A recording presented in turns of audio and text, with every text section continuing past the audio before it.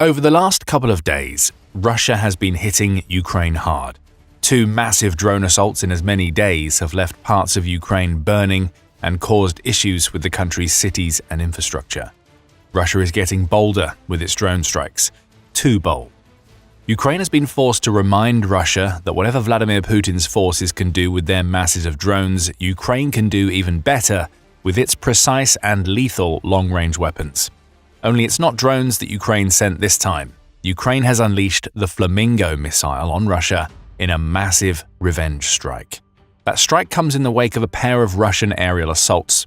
On the night of November 11th, Russia sent 119 drones of various types into Ukraine, RBC Ukraine reports. Russia's targets were wide-ranging, covering the contested Donetsk, Dnipropetrovsk and Kyiv regions, along with Odessa. The drones were reportedly launched from either Russian territory or the illegally annexed Crimean peninsula, the outlet adds. Ukraine's air defenses weren't as successful at repelling the drones as they would have liked to have been. By 9:30 a.m. on November 11th, 53 of Russia's Shahed and Geran drones had been shot out of the sky. Unfortunately, that was less than half the number that Russia sent, meaning that the other 59 drones touched down in 18 separate locations throughout the country. RBC Ukraine didn't have many details about the scale of the damage caused by these drones, but it added a chilling message. The strike was still ongoing. And by November 12th, Russia had officially doubled up on a devastating attack. On that date, RBC Ukraine reported that Russia carried out a follow-up strike, this time launching 138 Shahed, Gebera, and other types of drones. These drones were accompanied by an Iskander-M ballistic missile, with Russia and Crimea again being the launching points. Ukraine's air defenses were a little more successful this time around as they managed to shoot down 102 of the 138 drones, though this still left 36 that managed to hit 10 locations during the course of the night. Most of the attack was focused on Ukraine's southern region, the outlet says, which is home to critical infrastructure, especially in the Odessa region. Repair shops, administrative buildings, and critical infrastructure were damaged. Russia intensifying its drone strikes like this isn't an isolated incident. It's part of a pattern that has seen Russia launch more drones at Ukraine during 2025 than in any other year of the war. Since October, Chatham House's John Loff reports, most of Russia's aerial assaults have focused on Ukraine's energy infrastructure as Putin attempts to plunge his opponent's cities into darkness as the winter draws near. Loff published his article on November 10th, noting that Russia has launched 9 massed attacks against Ukraine's energy infrastructure since early October. The strikes on November 11th and 12th likely move that number up to 11. Putin is trying to create pressure, as Loff explains. Advancing at a snail's pace on the battlefield, Russia is again dramatically increasing its efforts to win the war ahead of winter by destroying Ukraine's energy infrastructure and increasing the hardship for the population, Loff writes. Its hope is that this psychological pressure will lead to a collapse in popular support for continuing the war. October may have been difficult for Ukraine's energy sector, but the reality is that Putin has relied upon drones as one of Russia's main weapons throughout 2025. On November 4th, Meza revealed that Russia had launched a staggering 44,000 Shahed drones at Ukraine during the first 10 months of the year. That amounts to 4,400 drones per month on average, though the latter half of the year has seen a spike in monthly launches after a more subdued beginning. All told, Russia has launched 303% more drones at Ukraine in 2025 than it did in 2024, which tells us that the country has managed to grease the wheels of its drone manufacturing sector and is now taking full advantage of its ability to overwhelm Ukraine's air defenses. The strikes carried out on November 11th and 12th were just the latest examples of Russia battering Ukraine with its Shahed-type drones. Ukraine wasn't going to take the assault lying down.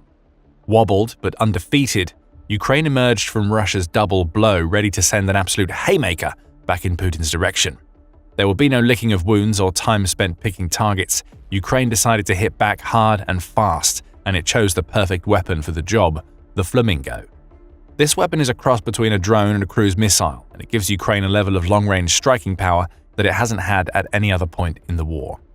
The International Institute for Strategic Studies says that the Flamingo has a reputed range of about 3,000 kilometers, which amounts to roughly 1,860 miles. That's more than enough range for Ukraine to strike almost any mission-critical piece of infrastructure in Russia, including the country's capital city of Moscow. When the Flamingo touches down on a target, it unleashes up to 2,535 pounds of explosive fury, which is enough to level hardened buildings and certainly capable of causing severe damage to the Russian oil infrastructure that Ukraine has been targeting intently over the last few months. UKR Inform adds that Ukraine's missile drone hybrid, which is built domestically, can also travel at speeds of up to 900 kilometers or nearly 560 miles per hour. These specifications make the missile as dangerous, if not more so, than the Tomahawk missiles that were once rumored to be entering Ukraine. The absence of those missiles may have given Putin hope that Ukraine couldn't strike back against Russia's energy infrastructure attacks. The Flamingo has taken flight, and it's proven Russia's president wrong. On November 13th, the Kyiv Post was among several outlets to report on a devastating Ukrainian revenge strike conducted during the night of November 12th and into the early hours of the following day. Initially, it seemed that the Russian city of Oryol was the main target. The Post says that photographs published by the Nikolaevsky Vanek Telegram channel provided a somewhat cryptic confirmation that Oryol was hit by Flamingo missiles. The eagle in the swamps didn't sleep at night either. It was trying to fight off our Flamingo missiles with a very interesting message, the channel said, along with sharing pictures of what appear to be Flamingo missiles being prepared for launch. It's uncertain how successful those missiles were in the Oryol attack. The Kyiv Post claims that Russia's air defenses attempted to intercept the volley of Flamingo missiles launched at Oryol, and they may have succeeded. The air defenses attempted to intercept, scoring hits strong enough to send large fragments of something blazing through the night sky. That debris was seen crashing into residential courtyards meters away from apartment buildings. So how about that? Russia's common claim that debris from Ukraine's drones and missiles has caused damage may actually be true in this instance. Of course, a Flamingo or two being shot down does not make for a particularly impressive revenge strike. But there was more. Much more. A few hours after reports surfaced regarding the Oryol incident, Ukraine's general staff dropped a bombshell on Telegram. That Russian city was far from the only one that Ukraine targeted on the night of November 12th and into November 13th. That incident was part of a much larger strike. The general staff claims targeted several dozen logistical and military facilities all throughout the Russian mainland and the parts of Ukraine that Russian forces currently occupy. As part of reducing the military, economic, and offensive potential of the Russian aggressor, on the night of November 13th, units of the Defense Forces of Ukraine struck several dozen objects on the territory of the Russian Federation and the temporarily occupied territories of Ukraine, the General Staff reported on Telegram. It also explained one of the reasons behind the strike, in addition to confirming that the Flamingo was among the many Ukrainian weapons to take flight during the attack on Russia. The Ukrainian Defense Forces continue the systematic fire destruction of objects involved in the provision of the Russian occupation army, the General Staff declared. Strike UAVs, jet drones, and various types of missiles are used for complex strikes. Thus, last night, a number of long-range weapons were launched, including domestic developments such as Flamingos, Bars, and Lyuchi. Oryol was just the tip of the iceberg. Ukraine's Flamingos and drones flew all over Russia as they sought revenge for Putin's attacks on Ukraine's civilians, cities, and energy infrastructure. In its reports on Ukraine's revenge strike, Euromaidan Press provided as full a round as is available on the many Russian targets that found themselves in the Ukrainian firing line. It says that the Ukrainian strikes appear to have started at around 5 p.m. on November 12th with an attack on the border region of Belgorod. Photographs shared by the Supernova Plus Telegram channel appear to showcase the results of that strike, which was conducted using drones. Smoke is seen rising from a facility in the distance in both of these snaps, though it's unclear precisely what Ukraine hit. Whatever it was burning on November 12th. Ukraine's drones must have scored direct hits. Krasnodar Krai seems to have been next on the Ukrainian docket, and Supernova Plus reported on that strike too. This time we have an idea of what Ukraine managed to hit, as the Supernova Plus report suggests that the country took out a power substation in the Russian region that left the settlements of Novokubansk without power. This is Ukraine showing Putin that it can cause as many problems with Russia's energy infrastructure as Russia's Shahid-type drones can cause in Ukraine. Blackouts in Russian cities serve as terrible reminders to the Russian people that their leader has forced them into a nearly 4-year-long war that he'd originally claimed would be over in a matter of days. It isn't over, far from it, and Russia's people are starting to feel the impact of Putin's failure in Ukraine. Ukraine turned its attention to its own territory next, Euromaidan Press reports, as it conducted a strike in the Zaporizhzhia Oblast. Right now, Russia occupies about 3/4 of Zaporizhzhia and Kherson regions, including the Zaporizhzhia nuclear power plant that supplies much of Ukraine with electricity. Ukraine hasn't been able to reclaim Zaporizhzhia with ground assaults, so it's now allowing its aerial assets to do the fighting for it. This time it was the Xelenova Plus Telegram channel offering proof of the strike, as it shared a pair of videos that appear to show Russia's air defenses in Zaporizhzhia attempting to react to Ukraine's projectiles. The same channel later confirmed that another piece of infrastructure in Krasnodar Krai was also hit. It shared a video in which a loud drone or missile can clearly be heard flying through the sky. As the sound of the drone fades into the distance, the danger seems to be averted, only for a massive explosion to follow that lights up the sky. Xelenova Plus says that this footage was shot in the Afipsky settlement, which also happens to host a Russian oil refinery. We can likely add one more to the dozens of refinery strikes Ukraine has carried out on Russia since the beginning of 2025. The hits kept on coming throughout the night. Oryol seems to have been hit at around the same time as the Krasnodar Krai strikes. Xelenova Plus also suggests that the Kyiv Post's report of Russian air defenses shooting a Flamingo missile out of the sky may not have been entirely accurate. Either that or Ukraine sent missiles that Russia missed. Whatever the case may be, a photograph shared by the Telegram channel also shows some structural damage done to the Oryol thermal power plant, including a large hole punched into the wall of one of the plant's workshops. Finally, there was Crimea. Occupied by Russia since 2014, when Putin annexed the peninsula as part of his first campaign of aggression against Ukraine, Crimea has become a major target for Ukraine throughout the war that Putin started. The country appears to have capped off its massive revenge strike with an attack on Feodosia, which lies on the eastern coast of Crimea. We don't have many more details about this strike, though it's been reported that powerful blasts were heard throughout the region. Feodosia happens to be home to a sea oil terminal that Ukraine targeted just a few days ago, as you'll discover if you check out our video covering the damaging double blow inflicted by Ukraine and China on Putin earlier in November. Perhaps Ukraine went in for the double-tap finish with its November 12th and 13th strikes in Crimea. We'll have to wait and find out the scale of the damage caused in Feodosia. The Kyiv Post adds that Ukraine may have hit more in Crimea than Euromaidan press suggests. It says that several high-value targets on the peninsula were hit, including a drone storage facility, helicopter parking areas, an air defense radar, and the Morskoy Neftyanoy terminal oil storage facility. In Zaporizhia, the outlet adds, Ukraine appears to have scored a direct hit on an oil depot, along with command posts for the 127th Motor Rifle Division and the 5th Combined Arms Army. We mentioned earlier that Ukraine would pay back Russia's drone hordes with precise lethality. This is exactly what we meant.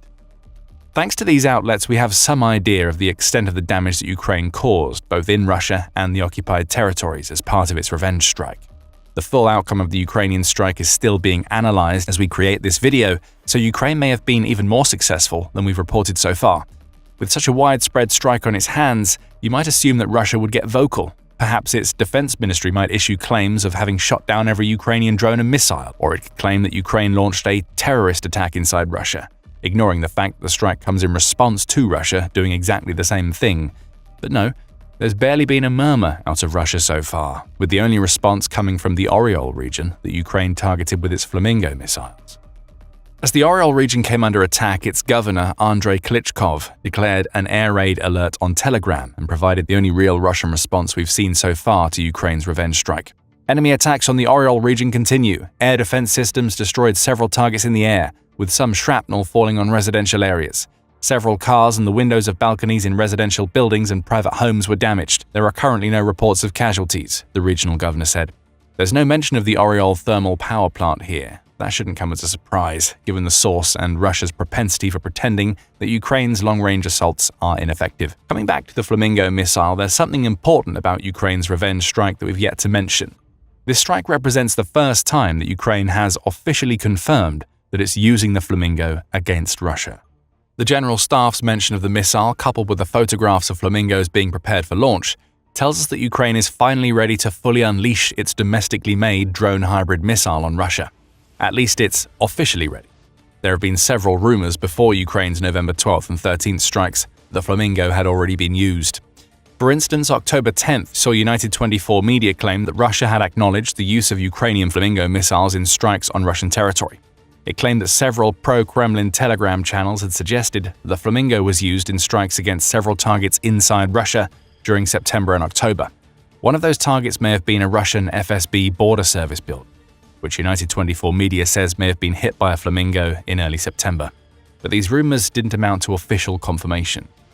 Neither did Ukraine's President Volodymyr Zelensky stated that Ukraine was using Flamingo missiles. On October 28th, Pravda reported Ukraine's president as stating, "The Flamingo has been used in combat. The router has been used in combat. We are doing everything possible to ensure that this year we can trial not just one or two or three, but make a serious attempt. We are moving towards that. We believe we will succeed. We very much hope so because our repeated uses have shown that effective results are possible. The only thing stopping this from being a full confirmation is the lack of any information regarding targets. Zelensky saying that the missile was in use was important, of course, but there was no evidence to back up his statements. Now, thanks to Ukraine's attack on Oryol, we know for certain that the Flamingo is flying into Russia. And entire flocks of those missiles may start flying soon. Ukraine is now looking to push the Flamingo into mass production, and it may reach that goal by the end of 2025. That's according to a November 4th Euromaidan press article, which quotes Zelensky as claiming that Ukraine is making very good progress on creating its own long-range strike capabilities. We expect mass production by the end of this year, Zelensky added, though he declined to provide any numbers to hint at what mass production means in the context of Ukraine's powerful new weapon. Still, the Flamingo is here, and it looks like it's already doing damage. Unfortunately for Ukraine, there is a caveat to this story that may affect Flamingo production in the immediate term. In its report on Ukraine's revenge strike against Russia, the Kyiv Independent points out that the Flamingo's manufacturer, Firepoint, is embroiled in controversy right now. An investigation has been launched into the company by Ukraine's National Anti-Corruption Bureau due to concerns that the company has inflated the value of the components it's using to build the Flamingo, presumably in an attempt to turn a greater profit. There also appear to be question marks raised about the number of these weapons the company has claimed that it will deliver to Ukraine's military. That latter issue will worry Ukraine. If Firepoint can't manufacture the Flamingo at the level it claims, what does it mean for Ukraine's ambitions of sending the missile into mass production? Will Ukraine's long-range strikes be slowed down? Does the country have the ability to get a company other than Firepoint to build the Flamingo? With the corruption probe ongoing, it may be a while before we learn the answers to any of these questions. For now, Ukraine's people won't care. Their country's military has just unleashed Flamingo on Russia as part of a massive series of revenge strikes that show Putin that Russia's drone attacks won't go unanswered. Ever since the US started using its military might to threaten Venezuela, Russia has attempted to flex its muscles. Russian air defenses have already arrived in Venezuela, and there are suggestions that hypersonic missiles may be next. Vladimir Putin is trying to communicate to Donald Trump that Russia is just as strong as the US. The world's two major military powers are flexing their muscles, and the US just showed Russia that America's muscles are bigger. A US B-52 bomber has just humiliated Russia during a powerful show of force where it worked alongside its NATO allies to bring American firepower closer to Russia's doorstep. On November 13th, United 24 media reported that the US flexed its air power by deploying a B-52 bomber to take part in practice strike runs conducted far too close to Russia for Putin's comfort. The outlet says that the B-52 took part in a training mission that started in eastern Finland, which is only separated from Russia by the Gulf of Finland, which feeds into the Baltic Sea. The American bomber took part in a simulated strike while in Finland before flying into Estonian airspace. There, the B-52 flew to around 50 kilometers or about 31 miles away from the border that Estonia shares with Russia. We mentioned that Putin is trying to send a message to the US with Russia's actions in Venezuela. This was America's reply. The US B-52 was taking part in a multinational exercise that involved Finland, Estonia, and several other NATO members. During its time flying over Finland, the B-52 was also accompanied by Finnish FA-18 Hornet fighter jets. Though owned by Finland, these jets are made in the United States, meaning that the NATO exercise was an even grander display of the firepower the US could bring to bear on Russia than it appears at first glance. Together with its fighter jet escort, the B-52 simulated weapons drops on targets on Finland's Sotimpuro firing range. Russia would have likely had eyes on what NATO was doing over Finland, and it would have seen the American bomber pulling off its strikes, much as it's been doing for the decades that it's been part of the US military. Army Recognition provides more details in its report on the NATO exercise. It says that the B-52 that the US deployed flew from Barksdale Air Force Base in Louisiana by way of Spain's Moron Air Base to reach Finland. After completing its practice run in Finland, the US bomber was joined by several UK-owned Eurofighter Typhoons, along with an E-3A Sentry early warning and control aircraft, showcasing that this was more than a display of US air superiority. It was NATO adding to the message that the US was sending by showcasing how its members are still able to work together, despite the many efforts that Putin has made in 2025 to pull Trump away from America's NATO allies. That's humiliating enough for Russia's president. He's already dealing with Trump having turned his back on Russia, as the implementation of sanctions against two of Russia's oil giants in late October shows. Now the US is sending weapons that Putin knows could do serious damage right to Russia's doorstep. and there's nothing that Putin can do about it without sparking a massive international incident. Army Recognition adds that the US wasn't just trying to flex its aerial muscles with this B-52 display. There are plenty of reasons why the US sent its bomber to Finland, both on the tactical and strategic levels. Starting with tactics, the outlet points out that so many different aircraft being involved in the joint NATO operation near Russia's borders shows us how the organization would likely organize a future airstrike against an enemy like Russia. The B-52 is the heavy hitter, of course, as it can carry a range of standoff munitions and precision-guided weapons. Having it flanked by fighter jets is also part of the tactic. The Finnish Hornets, for instance, can carry air-to-air missiles along with ground weapons. The tactic becomes clear. The B-52 drops the bombs, and the Hornets or the Typhoons protect the plane during its journey. Army Recognition also notes that Finland's Hornets are equipped with the Link 16 data links. Used throughout NATO, Link 16 is a communication system that allows any aircraft or piece of equipment hooked up to its network to transmit and receive real-time tactical data.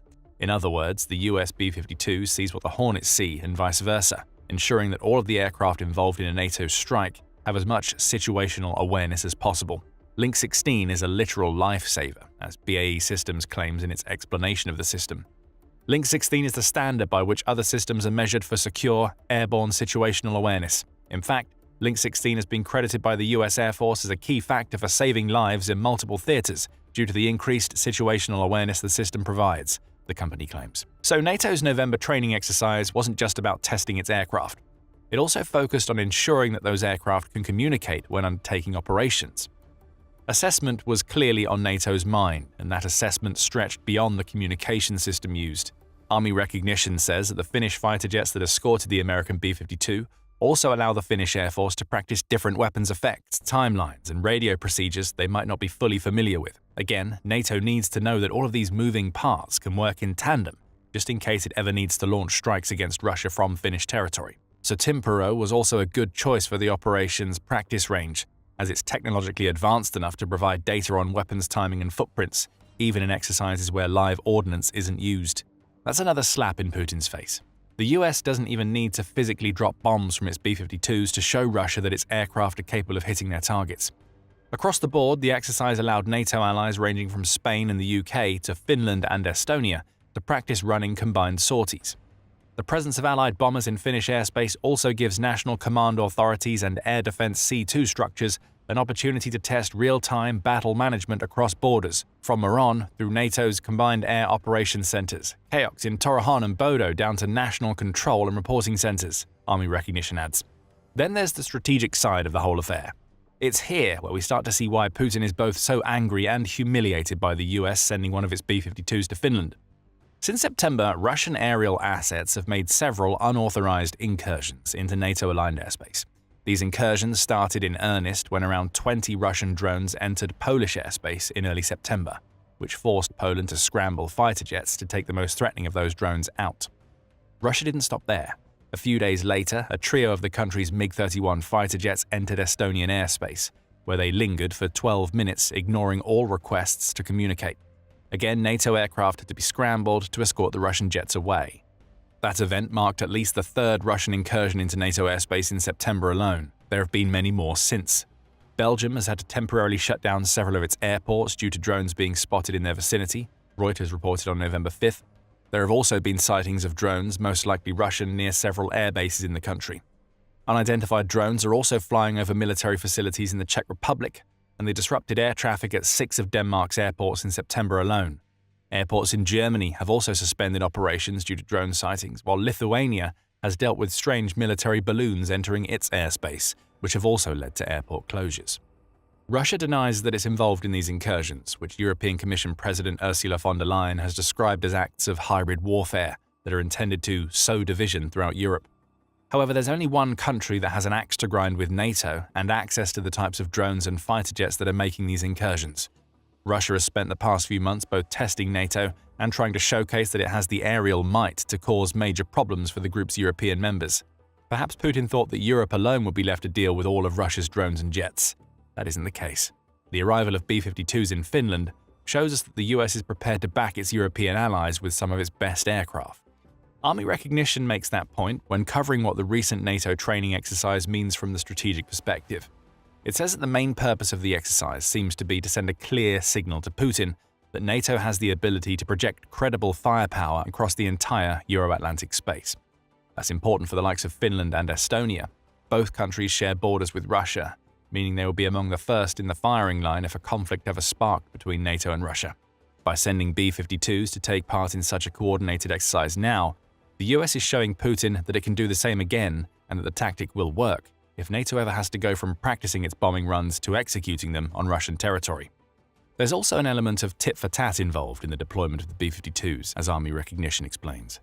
NATO's decision to forward deploy B-52Hs to Spain for BTF Europe 26-1 is explicitly aimed at maintaining a flexible, theater-wide bomber presence that can respond to increased Russian military activity, including long-range bomber patrols by Tu-95MS and Tu-160 aircraft near Allied airspace, the outlet claims. Norway also has a role to play in all of this. KAOK Bodo is in Norway, and it was involved in the NATO exercise. That KAOK was only officially opened in October, so its inclusion in the NATO exercise shows that the organization is very capable of bringing even its newest assets to bear. NATO's posture on its eastern flank is evolving quickly, Army Recognition points out. The organization is trying to build an architecture that enables it to dominate key regions, including the Baltic Sea, Barents Sea, North Atlantic Ocean, and Scandinavia as a whole, and this exercise shows that these efforts are succeeding and are already highly coordinated. Again, that's terrible news for Putin. While he's prodding NATO with drones, NATO is responding by showing him the reality of what Russia will face if it tries to cause any real trouble on the eastern flank. The timing of this exercise isn't coincidental either. In the introduction to this video, we noted that the US and Russia are both involved in the storm of conflict that's brewing around Venezuela. That's just the latest in a series of back-and-forth incidents involving the two nations. We've already mentioned that the new sanctions that Trump levied against Russia in October, which saw the US president finally follow through on threats that he'd been making for a while, as his frustration over Putin's refusal to make peace discussions related to the Ukraine war seriously boiled over. Russia's response, modern diplomacy reports, is to conduct nuclear drills. The US may be gearing up to do the same. On October 30th, NPR reported that Trump has claimed that he wants the US to resume nuclear weapons testing. "We've halted many years ago, but with others doing testing, I think it's appropriate to do so," Trump told reporters aboard Air Force One. Adding Venezuela into the mix, you have Putin trying to use the country as a proxy to intimidate the US into doing what Russia wants. This may have been a misstep for Putin. There are reasons why Russia sending air defenses to Venezuela is a catastrophically stupid decision, and you can find out what they are if you watch our video covering the matter. But back to the B-52. It's clear at this point that the US and Russia are engaged in some sort of contest. When one nation flexes its military muscle, the other is responding with a flex of its own. The US allowing its B-52s to join NATO allies in an exercise on Russia's doorstep may be the biggest of these flexes that we've seen so far. Why?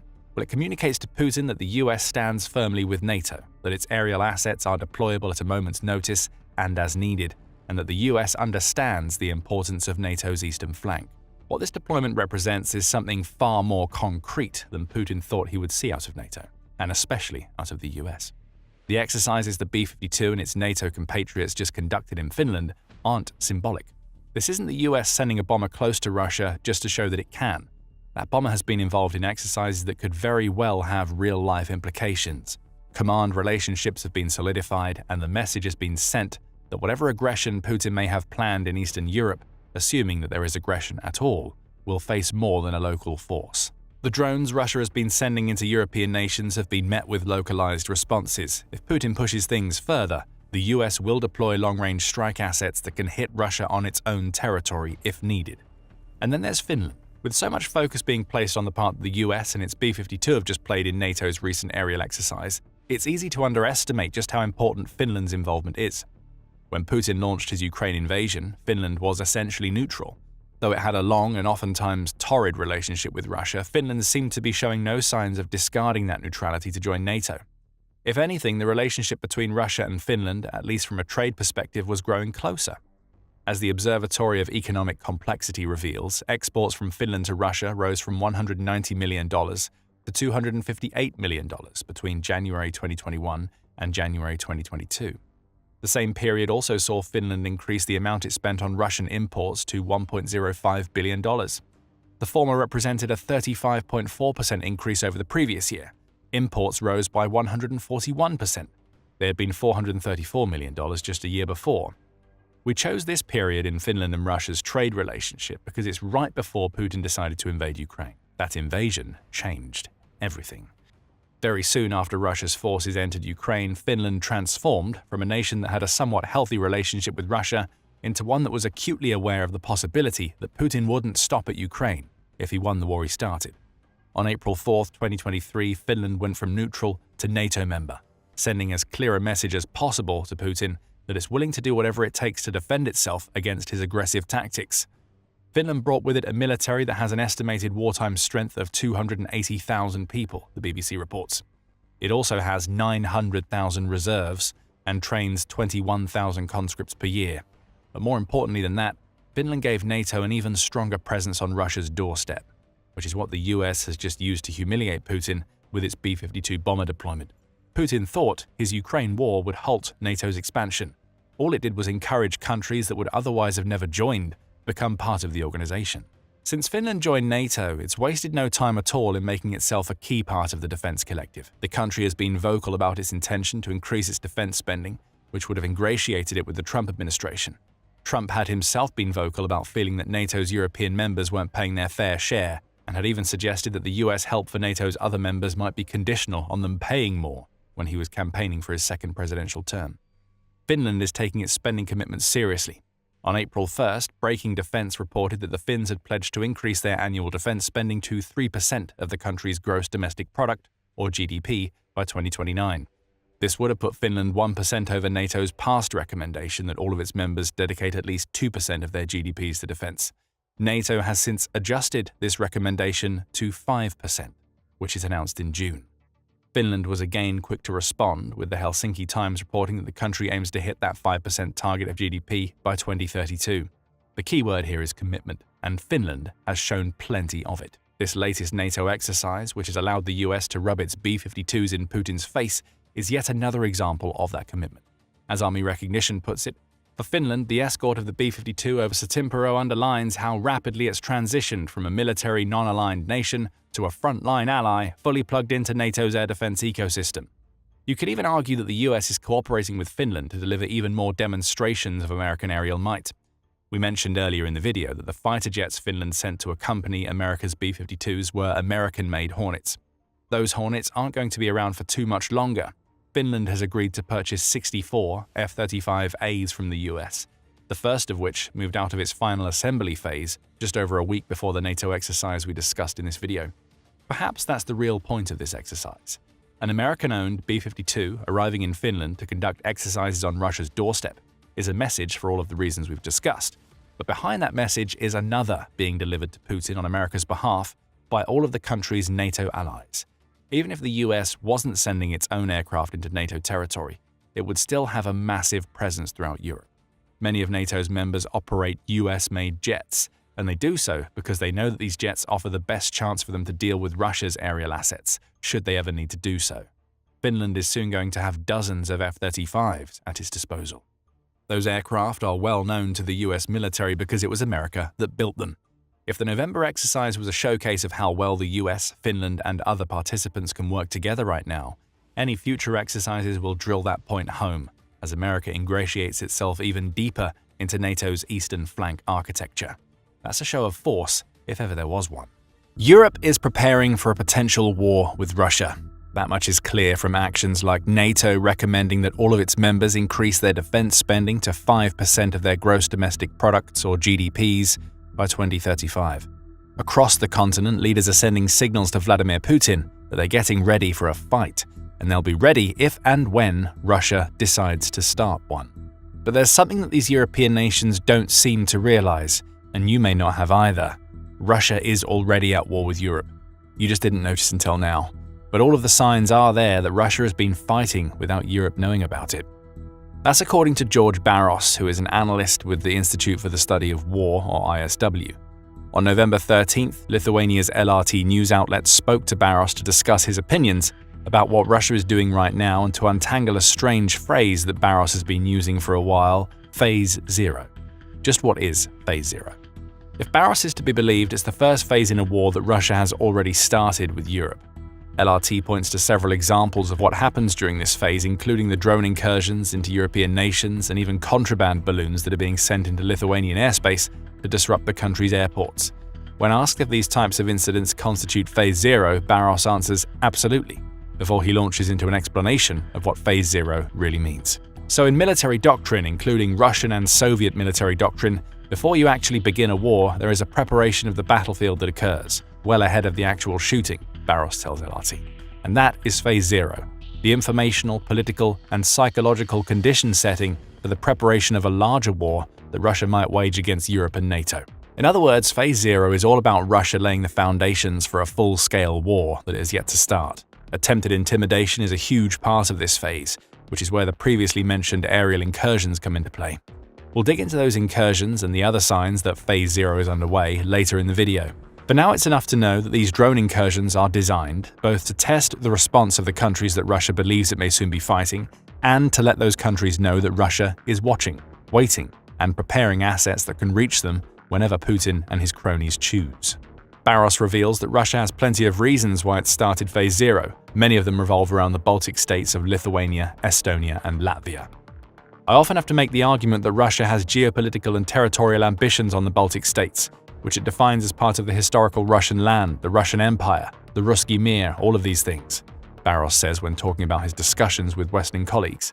And the Russians also seek to completely renegotiate the security architecture for Europe. Does this mean that Putin has fully committed Russia to a full-blown war with Europe and specifically the continent's NATO members?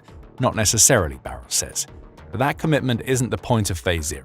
Russia is laying the groundwork for what might be instead of what is already determined. Putin wants to be ready for anything, which includes having the ability to strike first and hardest at what he perceives to be Europe's weaknesses should a kinetic war break out. If nothing else, the Baltic states all seem to agree that Putin has them in his crosshairs. Back in May 2023, LRT published a report claiming to have exposed the contents of secret Kremlin documents that detail what Russia has planned for the Baltic states. Though those plans don't necessarily cover any full-blown invasions, they do discuss how Russia is attempting to influence the actions and public opinions within the trio of countries.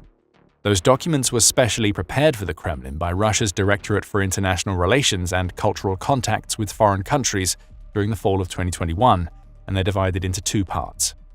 The first part describes the threats to Russian interests that the Directorate identified, with the second discussing the actions that Russia should take to overcome those threats. Those actions range from the political to the social to the military, but they all boil down to Russia wanting to strengthen its influence and ultimately control the Baltic states that were once part of the Soviet bloc. Again, it's Phase 0 as Barros describes it. And all three Baltic nations are very aware of Putin's ambitions. In March, the BBC Europe editor Katja Adler published an article in which she highlighted how all of the Baltic states are attempting to Putin-proof themselves as much as possible. She notes that Russia has been pulling many of the tricks that would fall under Barros's definition of Phase 0, especially near Estonia. That country has recorded Russia's use of thermal imaging buoys in the Narva River that essentially act as a border between Russia and Estonia. Constant GPS jamming is in effect on that border, and it's all being done as part of a concerted Russian campaign to intimidate and psychologically toy with a much smaller country. Estonia has responded in several ways, Adler writes, including joining Lithuania and Poland in requesting its withdrawal from the International Anti-Personnel Landmine Treaty. The implication here is clear: the Baltic states and Poland are concerned about their borders, and they want to be able to use these types of landmines to protect themselves if Russia launches a ground invasion. The examples we've highlighted so far seem isolated. Really, they're anything but. The Baltic states are very aware of what Russia is doing, though the rest of Europe is either asleep at the wheel or is dragging its collective feet when it comes to formulating appropriate responses to Russia's Phase 0. Remember that point. We'll come back to it toward the end of the video. Barros says that Russia's Phase 0 campaign will be an officially named operation, and that it's an operation that is very much underway. It's highly organized, and these activities simply did not start manifesting themselves accidentally. Somebody in the Kremlin or in the Russian General Staff gave an order. They are to begin conducting a series of events, a reconnaissance, provocations, experimenting with how to do airport closures across multiple different countries, reconnoitering military sites, Barros tells LRT. All of these Phase 0 actions are in service of Phase 1 of Russia's plan, the kinetic phase. The phase where the shooting starts and the tanks begin rolling in, assuming Russia has any left after its war with Ukraine. At least that's a possible version of Phase 1. The other version might see Russia making official demands of Europe or NATO to do or stop doing something, Barros says. Halting NATO expansion could be one of those demands, for example. If the demand is met, Russia may roll back to phase 0 or end the phases altogether. If the demands aren't met, that's when the kinetic war for which Russia has spent years preparing starts. That kinetic war may not have started yet, but that doesn't mean that Russia isn't at war with Europe, and there are plenty of signs that point to this fact. The most obvious sign is staring Europe right in the face. Russia has told Europe that it's at war. At least it's done so in the typical Russian way, which is to act like Russia is some sort of innocent angel of a country that's only responding to aggression from others with all of the tricks that it's currently pulling. But if you weed through the lies and attempts at disinformation, Russia is pretty clearly telling all of the European countries that oppose what Putin is doing in Ukraine that those countries are in a fight. Take the comments that Putin's chief mouthpiece Dmitry Peskov made during a September 15th briefing to Russian journalists as an example. They were filled with the purposeful misspeak through which Russia blames others for what it is doing itself. NATO is at war with Russia. This is obvious and needs no proof, the Kyiv Independent reports Peskov as saying. NATO provides direct and indirect support to the Kyiv regime. As is so often the case with Russian statements like these, there is a kernel of truth to be found. NATO nations are indeed supporting Ukraine. What Peskov purposefully fails to mention is that this support is only being offered because Russia illegally invaded the country. Barros mentioned that psychological ploys are part of Phase 1, and this particular trick is aimed as much at the Russian people as it is at Europe. Peskov is telling everyday Russians that NATO is fighting against Russia, which in turn prepares those civilians for a potential future where they'll be called upon to fight a war against NATO in Europe. The powers that be in the Kremlin aren't above using their wartime tactics against their own people, and it's propaganda like this that is one of Putin's greatest tools. Since Peskov's comments, Russia has escalated its accusations against NATO's European members. On October 8th, France 24 reported that Russia is now accusing Poland, the UK, and the European Union or EU of conducting false flag operations that are supposedly framing Russia for acts of sabotage that are instead being conducted by the very countries that are being victimized. One of these operations, the outlet says, supposedly involved the UK recruiting Ukrainian agents to stage a naval attack that would have seemed like it was conducted by Russia. Bear in mind, these Ukrainian agents would have had to be pulled out of a war in which Ukraine needs everybody who's willing to fight. Still, the false flag operation was also meant to include the use of Chinese equipment, implicating Beijing in the plan. The Ukrainian operatives were to be arrested by Western agents and then claim they were acting under orders from Russia. It's all nonsense, of course, and these kinds of statements have been roundly refuted by Western officials. But again, we see Russia's Phase 0 wartime mindset come into play. Russia would have conducted the very operation that it's claiming as a false flag, but it's using that operation to potentially sow seeds of discord within Europe. Putin wants Europe's NATO members to start doubting one another, which could in turn make it harder for those allies to work together when the time for Phase 1 comes. So Russia is indirectly telling Europe that it's at war, and it's using these types of psychological tricks that are pulled right out of the Phase 0 playbook, as Barros describes it. But it's not just mind games that show us Russia is at war with Europe. There's plenty of physical evidence too. We've already touched on some of the aerial incursions that Russia has made into European territory in recent months, with Barros having said that these types of incursions are absolutely a sign that Russia has entered Phase 0 of its war with Europe. However, the isolated examples already noted barely scratch the surface of what Russia has been doing in Europe recently. Belgium seems to be Russia's latest target. On November 11th, The Telegraph reported that the last 2 weeks have seen mysterious drones start appearing in the skies above Belgian airports, military bases, and even nuclear plants. Security fears are rising because there's no reason why those drones would be in those locations unless somebody is trying to intimidate or perhaps learn about some of Belgium's most secure facilities. 5 drones were spotted over Belgium's Oryol nuclear power plant on November 9th alone, and France, Germany, and the UK have all committed to sending its counter-drone units to help with the problem. This is just the latest example of a concerted aerial campaign that began in earnest in early September when Russia sent 21 drones into Polish airspace, forcing Poland to scramble its fighter jets.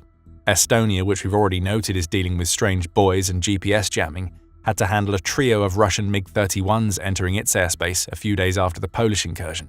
Those jets stuck around for 12 minutes and refused to speak to anybody who tried to communicate with them.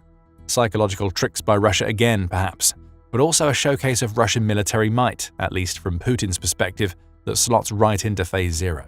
The incursions keep on coming. As The Telegraph reports, Sweden uncoincidentally started reporting on the presence of mysterious drones ahead of making its decision to sell 150 Gripen fighter jets to Ukraine. In Denmark, Russia appears to have spent much of October using drones to disrupt airports and shut down infrastructure. Norway has also been dealing with drone disruption targeting its airports. Germany's military installations have also become targets for drones, along with several of the country's airports. On and on it goes. There are literally dozens of incidents like these being reported all across Europe, and only one country that has any real motivation to cause such disruption on a massive scale. We see the psychological setting of the stage that Barros discusses as being part of Phase Zero here, along with the informational warfare that Russia likes to wage. After all, Russia isn't claiming responsibility for all of these drone sightings. Even the Telegraph article notes that there is no conclusive evidence that confirms Russia is behind the incidents. Putin is playing Europe by waging a war that many on the continent can barely even agree is being waged. This is hybrid warfare. A few steps behind the type of full-blown kinetic warfare that happens during Phase 1, but perfectly in keeping with Phase 0. Some Western analysts who have had direct dealings with Russia understand what's going on. George Robertson, who is the former Secretary General of NATO, is one of them. Robertson led the alliance between 1999 and 2003, which is when Putin first rose to power in Russia. And in speaking to Channel 4 in the UK, Robertson leaves no doubt as to where he stands on what Russia is doing in Europe right now. Russia is clearly at war with us. I have no doubt at all, even though we're not at war with them. They've clearly declared war on us, Robertson tells Channel 4 bluntly, after expressing regret that he may have trusted Putin too much when he helmed NATO. It's only by stepping back and looking at the patterns that you start to see what Russia is really doing. Peter Pomerantsov of Johns Hopkins University tells Channel 4, and when you see the large pattern, you see that all these little events, in and of themselves might seem quite minor, are actually part of a larger strategy that fits in with Russia's foreign policy aims. Those aims are to wage Phase Zero war across Europe in preparation for something much bigger that might or might not come later. There's even more evidence. Ever since the West started sanctioning Russian oil in the wake of the invasion of Ukraine, Putin has been building a shadow fleet of old tankers to transport Russian oil internationally away from the watchful gaze of the authorities. Estimates vary as to how many ships are in the fleet, which isn't surprising given its clandestine nature.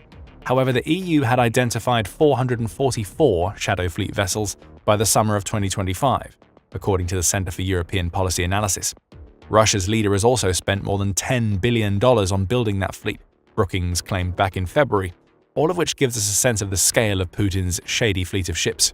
A lot of attention is paid to how that fleet is helping Russia to circumvent sanctions, and rightfully so. That is the shadow fleet's main function. However, it should come as no surprise that there are already suggestions that Putin is using the fleet to launch Phase Zero attacks in Europe. No less than Ukrainian President Volodymyr Zelensky said as much in October, per The Guardian. Currently, Russians are using the tankers not only to earn money for the war, but also for reconnaissance and even sabotage activities, Zelensky claimed. For some, including Ukraine's president, the evidence that Russia is at war with Europe is staring the continent right in the face, and Zelensky has been quick to argue that Phase 1, or the big and very real kinetic war, may be coming sooner than Europe anticipates.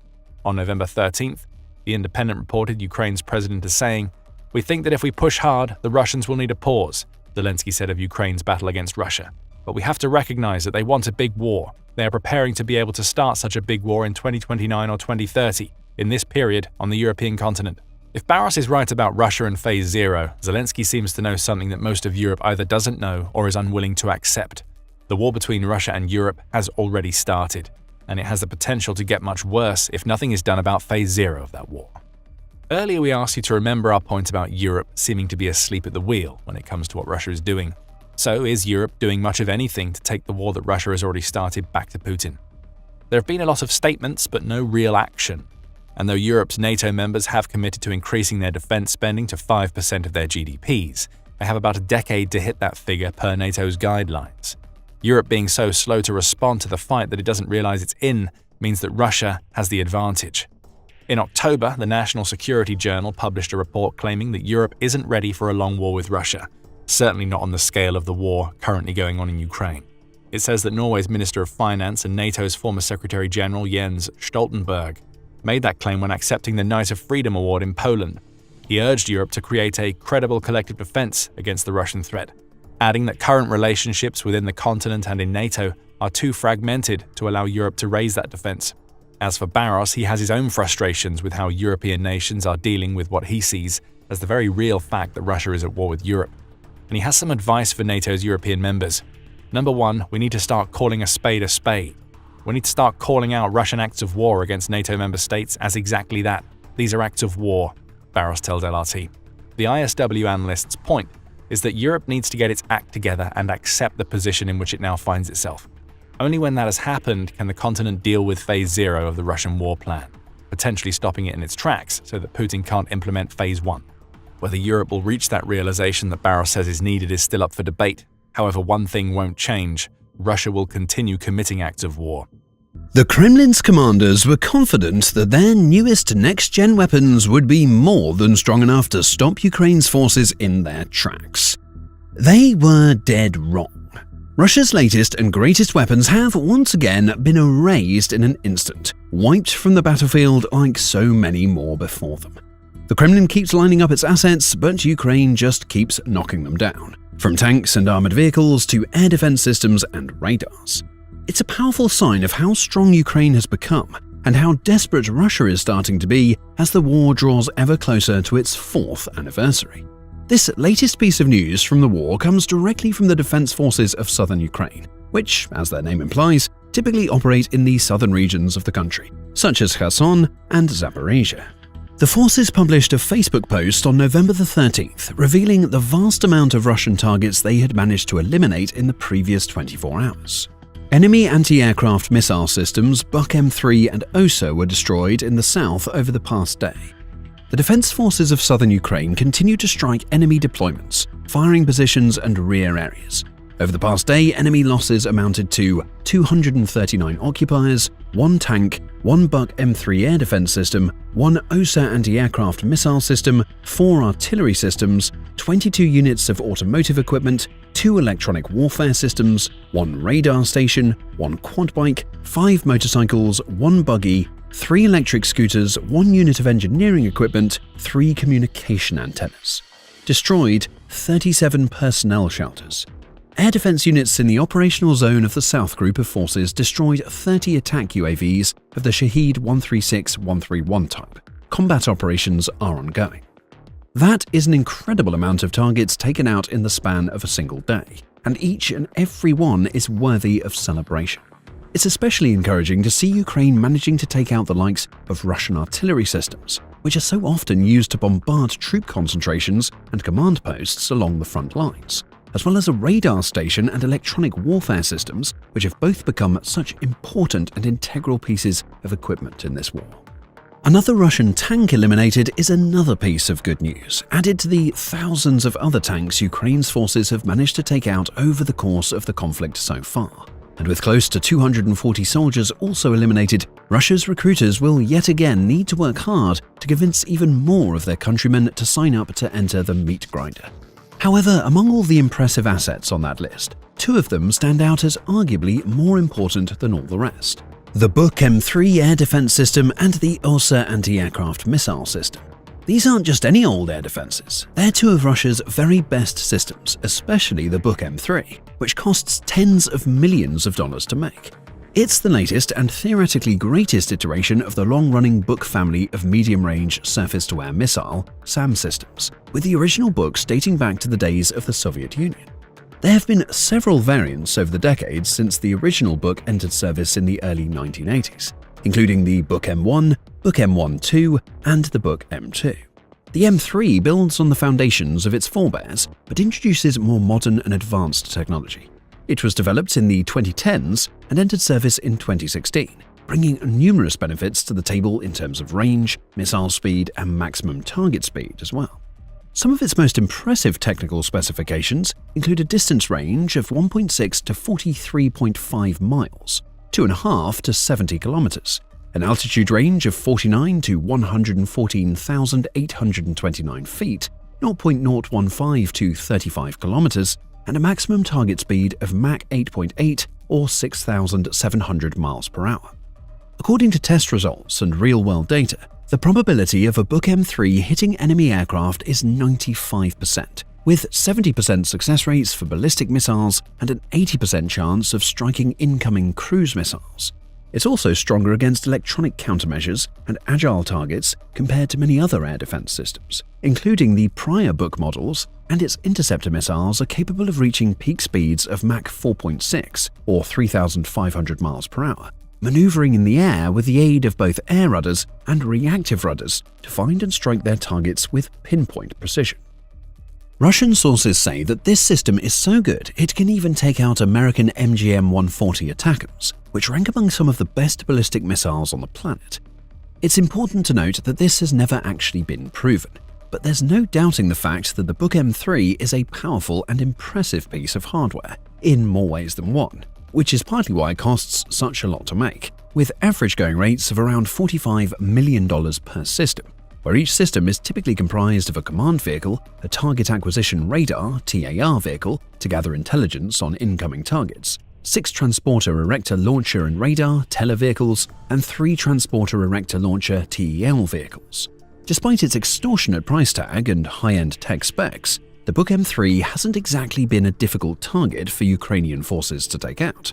As well as the latest confirmed destruction in southern Ukraine, there have been additional reports in the past of these systems being either damaged or destroyed by Ukrainian drones. Just mere weeks ago, in fact, reports emerged of Ukrainian Special Operation Forces teaming up with a Russian resistance movement called Chornya Iskru, which translates to Black Spark, to carry out a cross-border attack that also destroyed another Buk M3 air defense system in the Russian Rostov region, just beyond the border of Ukraine to the east. One of Russia's top radar systems, the Nebo-U, was also damaged in the attack, with a full detailed report shared once again on Facebook via the official command of the Special Operations Forces of the Armed Forces of Ukraine account. Special Operations Forces destroyed the latest Buk M3 and hit the Russians' Nebo-U radar. On the night of September the 28th, the Special Operations Forces of Ukraine, in cooperation with the insurgent movement in the Russian Federation Chornya Iskra, carried out special measures, as a result of which 2 critical elements of the enemy's air defense system were disabled.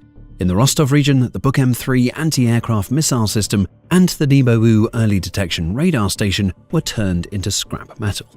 The cost of each of the complexes is measured in several $100 million. The Buk M3 is capable of hitting targets at a distance of up to 80 kilometers, and the Nebo-U can detect fighters at a distance of up to 400 kilometers. Both systems posed a great threat to the work of Ukrainian combat aviation in the frontline zone and hindered Ukrainian deep strike strikes, but these complexes in particular will no longer be available. As the Post notes, systems like the Buk M3 are so valuable for Russia in terms of denying Ukrainian forces the ability to carry out their all-important deep strike attacks far beyond the border across Russia's regions. These attacks, which have largely focused on fuel and oil infrastructure targets in recent weeks and months, are arguably the most effective way to deal damage to the Kremlin and potentially bring the war to an end. Ukraine's President Vladimir Zelensky even admitted this in a September address when he stated, "The most effective sanctions, the ones that work the fastest, are the fires at Russia's oil refineries, its terminals, oil depots. We have significantly restricted Russia's oil industry, and this significantly restricts the war." But those sanctions Zelensky speaks of are only possible as long as Russia doesn't have the necessary air defense systems in place to defend its oil industry infrastructure. That's why, as well as focusing on targets like pipelines, refineries, and pumping stations, Ukraine's forces cannot overlook the importance of also identifying and striking at the likes of Buk M3s and Nebo-U radar stations too. Fortunately, Ukraine seems fully aware of that fact and is, thus far, doing a stellar job of locating and eliminating Russian air defenses wherever they may be. Along with the Buk M3, for example, the Southern forces also mentioned eliminating another Russian air defense system, the OSA, also known as the Gecko or Wasp, the 9K-33 OSA, one of the older SAM systems in the Russian arsenal, having been developed in the Soviet Union in the 1960s and first rolled out into action in 1972. However, despite being older than the likes of the Buk M3, it's far from an irrelevant or outdated system and still has a lot of value to offer. It was a world-first creation when it initially launched, being the first mobile air defense missile system to incorporate its own engagement radars all on a single vehicle.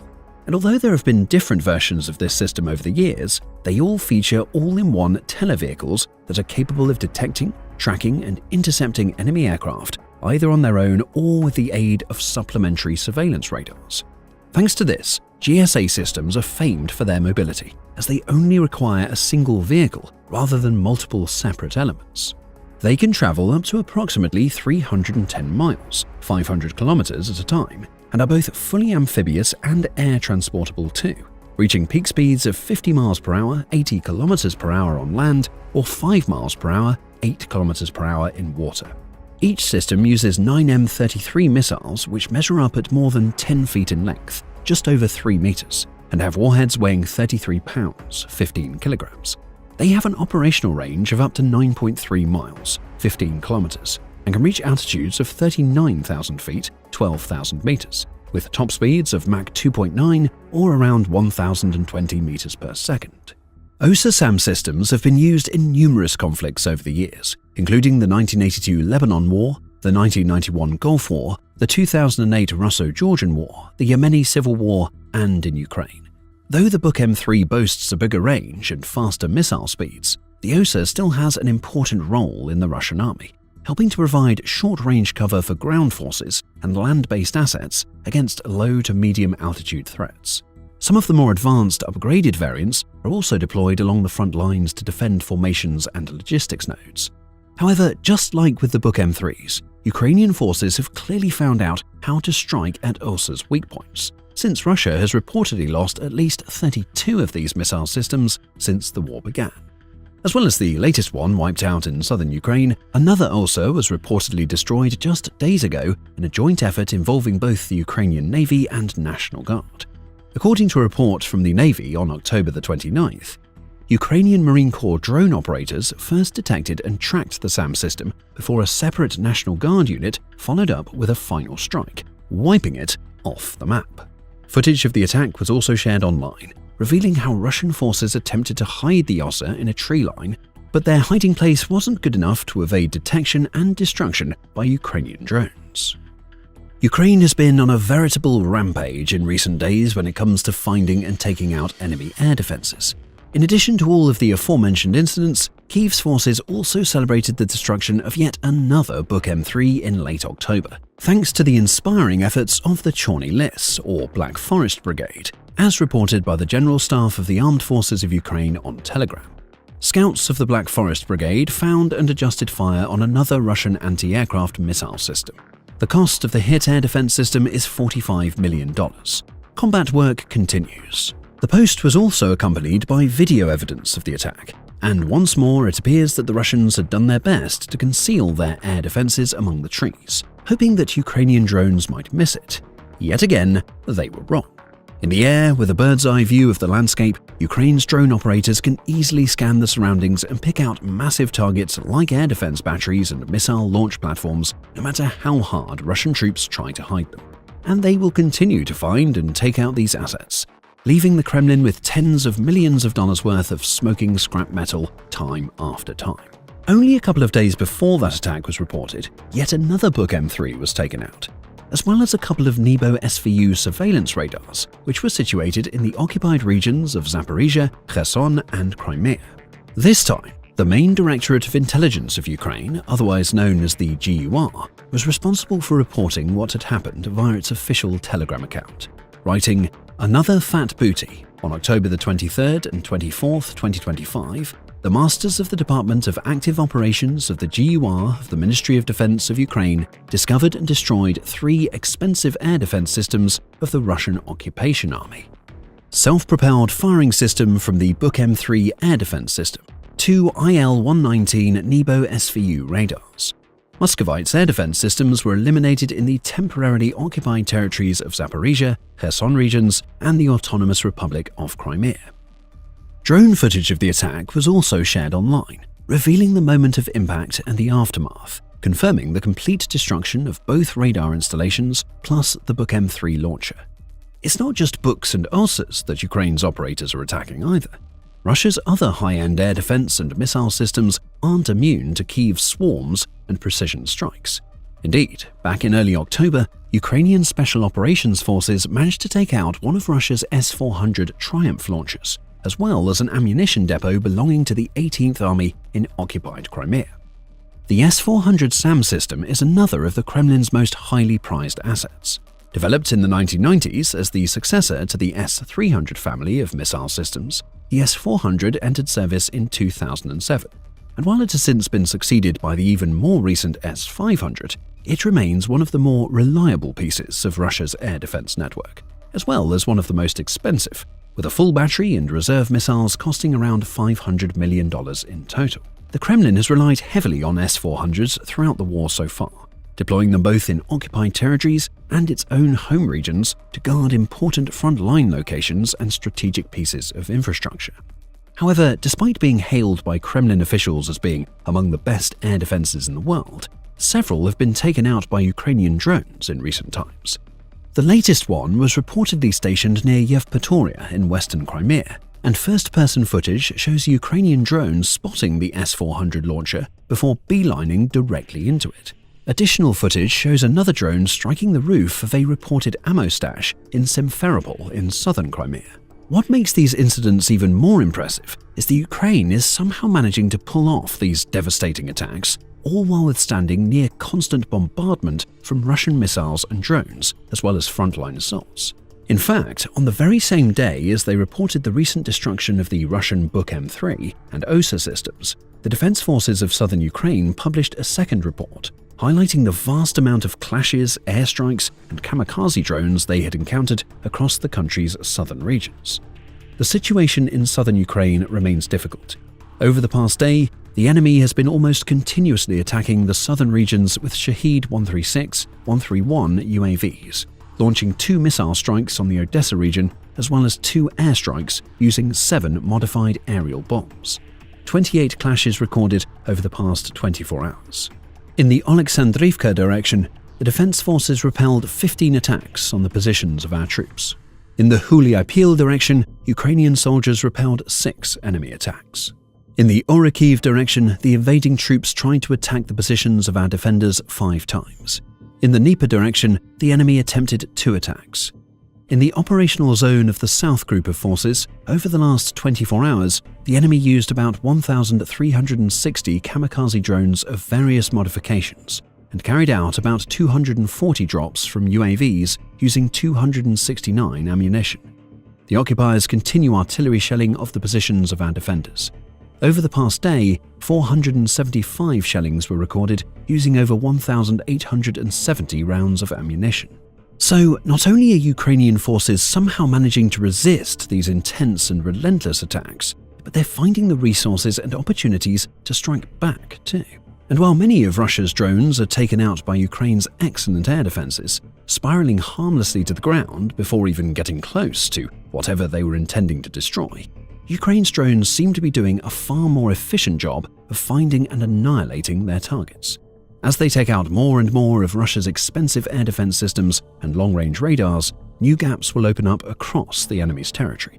Drones and missiles can then travel through those gaps, striking additional targets and causing even more chaos for the Kremlin.